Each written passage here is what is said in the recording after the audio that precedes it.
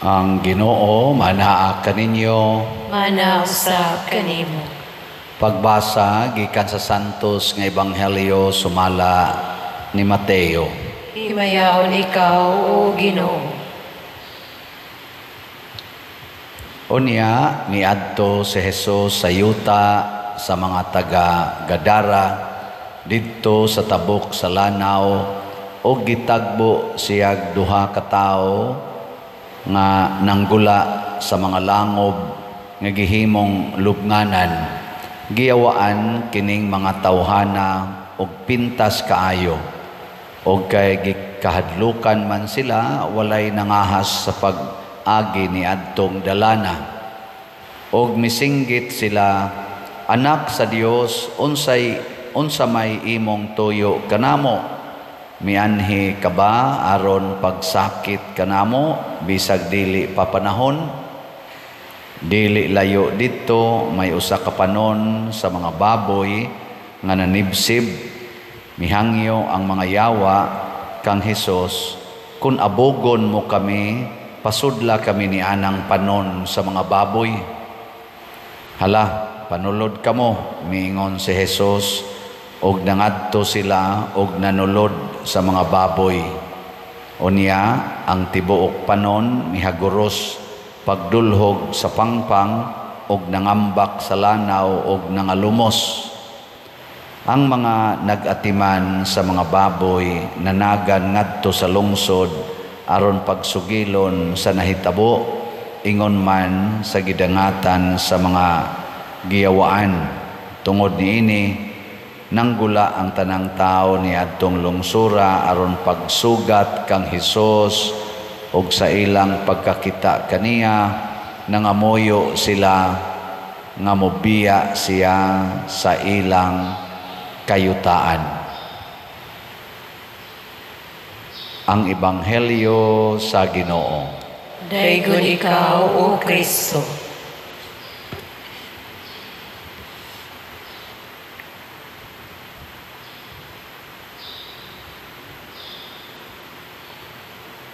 Ang atong kasagaran nga hunahunaon basta daghan gani kayo ang mga ihatag sa Ginoo nato sama anang mga abot sa atong uma, mga ani nato or naatay gipangbuhi nga mga hayop, dagko kay taghalin, halin sa baboy, halin sa manok, mga halin na mga baka o uban pa nga atong gipamuhi. Malipay kita niya moingon deta salamat Ginoo kay imo jud kong gitagaag blessing.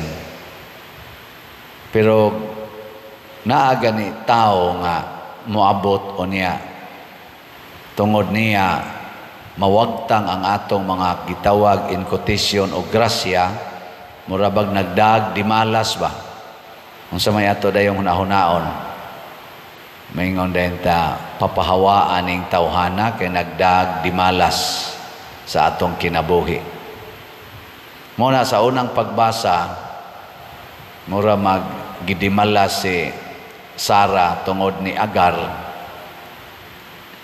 kay mura muilog naman sa bahandi nga iyang ipasunod sa iyang anak gikan sa bahandi siyang bana. Muilog man sa tong anak ni Agar nga ulipon, siya di malas magining tawhana, ako ning papahawaon. Mo tong gipapahawa gyud in taon ni Sara si Agar. Hapit na in taon mamatay dito sa desierto, pero sa dihang hapit na mamatay si Agar ug ang bata niya anak sang Abraham, gitabangan sila sa Ginoo. Gitabangan sila nga makainom og tubig, malagsik og balik, unya gikuyugan gis Ginoo ang bata aron modako og mahimong amahan sad sa daghang mga katawhan. Gani mo nay gi-claim karos mga Muslims nga mao'y ilang amahan si Ismael gikan ni Abraham, Ismael mga Muslim. Kita gikang Abraham si Isaac, nya kita dayon mga Kristiyanos. Ang atong tubag sa Salmo nag-ingon ta sa to? Ang Ginoo nagpatalinghog sa singgit sa kabos. Kini di ay gitawag nato in quotation nga dimalas nga makawagtang sa atong mga gisaligan nga mga grasya, mao ni makapahimo natong kabos. Unya ini kakabos na nato, anha dayon mosod ang Ginoo. Hay may inyong palabihon, ang hinatag o ang gahatag? Sa may inyo ana, ang gihatag o ang naghatag? Muna, pasagdailan ng mga mawagtang ng mga hinatag, sama ng mga kwarta, mga tanom, mga hayop. Ang siguro agyod nga naa nato ang naghatag.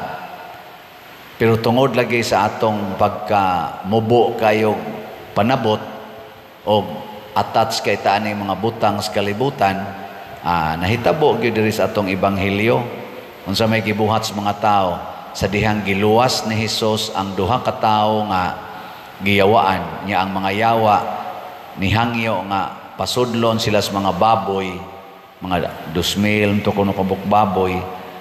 Ang tanang baboy nangambak ngadto sa linaw og namatay. Sa dihang nakita sa mga tao nga porting patay sa baboy pero naluwas ang tao nga mga buangon katong giyawaan, ilang gihangyo si Hesus nga pahawa diri kay mura magdimalason kay kagnaw. Tungod anang imong pagsigig luwas og mga tao, kami may maamong ang amo mang mga hayop mo'y mamatay.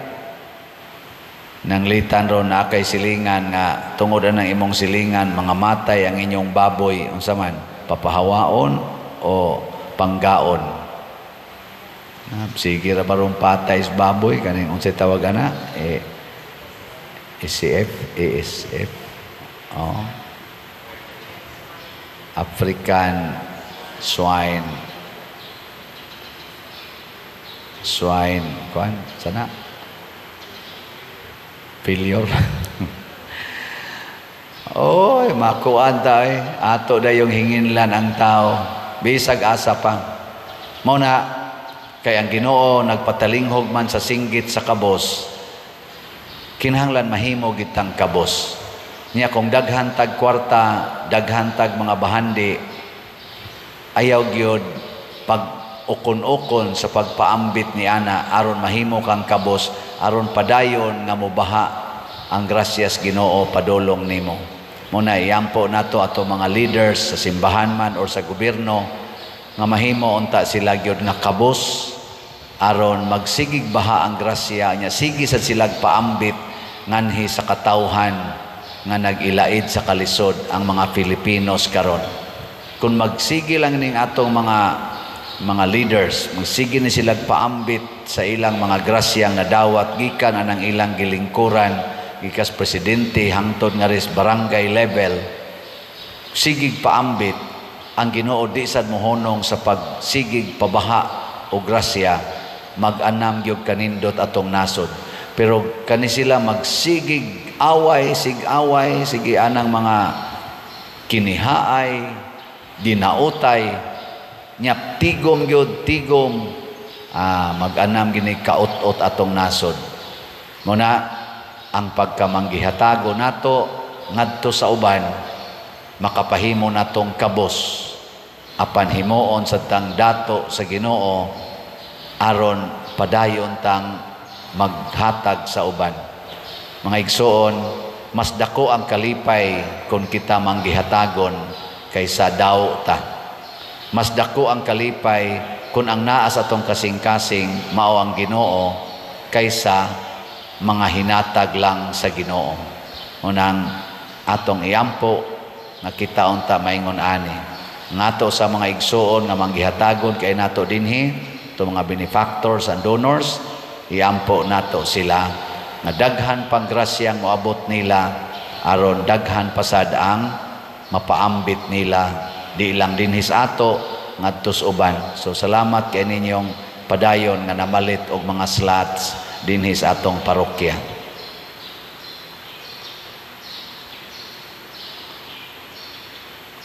Pag-ampo sa katawhan, mga igsoon, Walay makatupong sa kaayo sa Ginoo ug sa iyang kamanggihatagon. Busa masaligon kitang moingon, Ginoo, dungga kami. Ginoo, dungga kami. Alang sa atong simbahan, nga sa kanunay mapadayunong magsangyaw sa kaayo ug kaluoy sa Dios, magampo kita sa Ginoo. Ginoo, dungga kami. Alang sa mga nagdumala sa pangagamhanan, nga sa kanunay ilang mapaambit ang tiunay nga pagpangalagad, magampo kita sa Ginoo. Ginoo, dungga kami. Alang sa mga linupigan ug mga sinalikway, nga kanunay magmalig-on sila o magpabilin sa kaluoy ug sa gugma sa Dios, magampo kita sa Ginoo. Ginoo, dungga kami.